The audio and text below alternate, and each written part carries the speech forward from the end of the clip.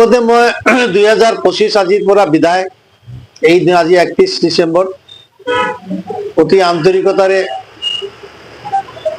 আৰু শ্ৰদ্ধাৰে সৈতে 2025ক বিদায় দিলোঁ আৰু আজি অহাকালিৰ পৰা 2026ৰ জানুৱাৰীৰ 1 তাৰিখ গতিকে নৱবৰ্ষ উপলক্ষে মই সামাগুৰি সমষ্টিৰ ৰাইজক শ্ৰদ্ধেয় জনসাধাৰণক মই আন্তৰিক শুভেচ্ছা জনাইছোঁ আৰু গোটেই অসমৰ মানুহক বৰাক ব্ৰহ্মপুত্ৰ দুয়ো উপত্যকাৰ মানুহক সকলো জনগোষ্ঠীৰ যিমান জনগোষ্ঠীৰ মানুহ আছে প্ৰত্যেককে মই মোৰ অন্তৰৰ পৰা আন্তৰিক ধন্যবাদ জ্ঞাপন কৰিছোঁ আৰু 2026 চনটো যাতে আমাৰ সকলো জনগোষ্ঠীৰ ভাল হয় সকলোৰ শুভকামনা কৰিছোঁ। ৰাজনৈতিকভাৱে অৰ্থনৈতিকভাৱে দেশত যিবিলাক পৰিস্থিতি হৈছে যাতে 2026ত অন্তত অৰ্থনৈতিকভাৱে ভাঙি পৰা অসমখন দ্ৰুতগতিত আগবঢ়াই নিয়াৰ এটা ৰাস্তা ওলায়, কাৰণ বহু টকা ঋণ হৈ গৈছে যোৱা এই গভৰ্ণমেণ্টৰ দিনত এজন মানুহৰ ওপৰত প্ৰায় 45,000 টকা ঋণ, কালি জন্ম হলেও এটা ল'ৰাৰ এটা সন্তানৰ 45,000 টকা ঋণৰ বোজা লৈ জন্ম হ'ব লাগিব। গতিকে আল্লাহ যাতে অসমক সকলো ফালৰে পৰা অৰ্থনৈতিকভাৱে ৰাজনৈতিকভাৱে সামাজিকভাৱে শৈক্ষিকভাৱে আধ্যাত্মিকভাৱে সকলো দিশতে যাতে 2026টো ভালে ভালে যায় আৰু কোনো জাতিৰ ওপৰত কোনো ৰাজনৈতিক নেতাই যাতে উচ্চ নকৰে তাৰ কাৰণে নতুন বছৰত শুভেচ্ছা জনোৱাৰ আগতে এই কথাটো মই আবেদন হিচাপে ৰাখিছোঁ।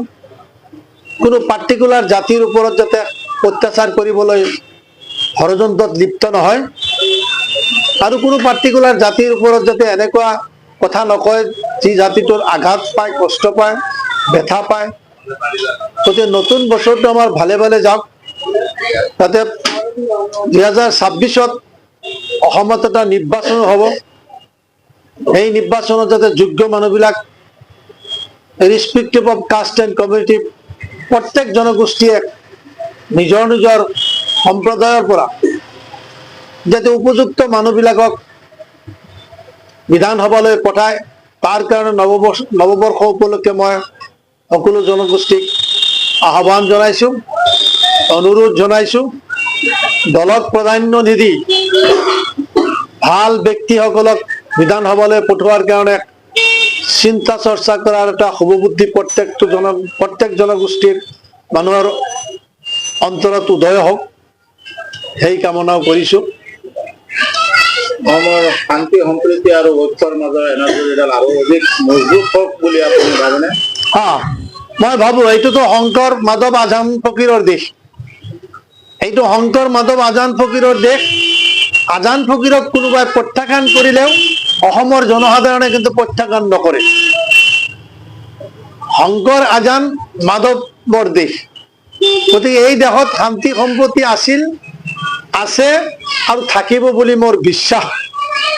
কাৰণ বিশেষকৈ অসমৰ মাটিত এই তিনিজন ব্যক্তিৰ নামৰ ওপৰত শান্তি সম্পত্তি অটুট আছে আৰু থাকিব। আৰু ইনশাআল্লাহ আমি মুছলমান হিচাপে অসমত গৌৰৱ অনুভৱ কৰোঁ, য'ত শংকৰদেৱৰ লগত আজান ফকীৰ, মাধৱদেৱ, চানচাই ফকীৰ তেখেতসকলৰ এটা যে মিলনভূমি অসম, এইটো কোনোবা অস্বীকাৰ কৰিলে আমি অলপ ইতিহাস পঢ়িছোঁতো, আমি ইতিহাস সম্পৰ্কে আমাৰ জনা আছে। অসমৰ কোনো এজন ব্যক্তিয়ে আজি কিছুদিন ধৰি আজান ফকীৰ সম্পৰ্কে মানে যেনেকুৱা অচিনাকি মানুহ যোন লাগে কয়, কিন্তু মই নৱবৰ্ষ উপলক্ষে এই কথাটোৰ মই প্ৰতিবাদ জনাইছোঁ। মই আমচুৰ সভাপতি হিচাপে, প্ৰাক্তন সভাপতি হিচাপে, মই সংখ্যালঘু জাতীয় পৰিষদৰ সভাপতি হিচাপে, ভাৰতৰ এজন সু নাগৰিক হিচাপে, সামাগুৰি সমষ্টিৰ এজন ভোটাৰ হিচাপে মই ছাত্ৰ অৱস্থাৰে পৰাই ভালদৰে জানো এইটো আজান মাধৱ শংকৰৰ দেশ, আজান ফকীৰ শংকৰদেৱ মাধৱদেৱৰ দেশ।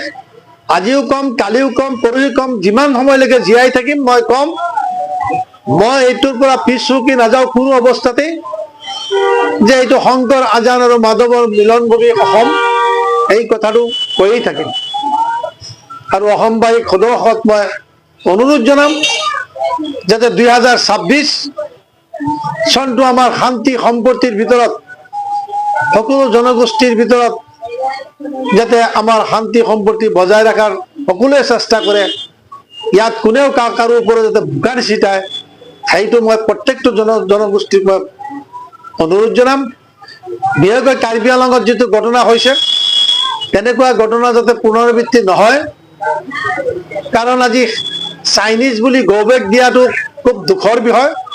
গতিকে 26ত যাতে এনেকুৱা ঘটনা নহয়, তাৰ কাৰণে মই চৰকাৰক অনুৰোধ জনাইছো।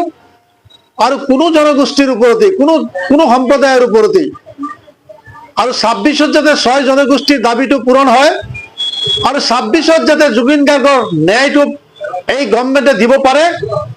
ন্যায়িকভাৱেও হওক, ৰাজনৈতিকভাৱে হওক, সদৌ মই অনুৰোধ থাকিম জুবিন গাৰ্গৰ ন্যায়টো যাতে 26ৰ নিৰ্বাচনৰ আগতেই অসমৰ মানুহে বুজি পায়, তাৰ কাৰণে ন্যায়ালয়ক অনুৰোধ জনাইছো।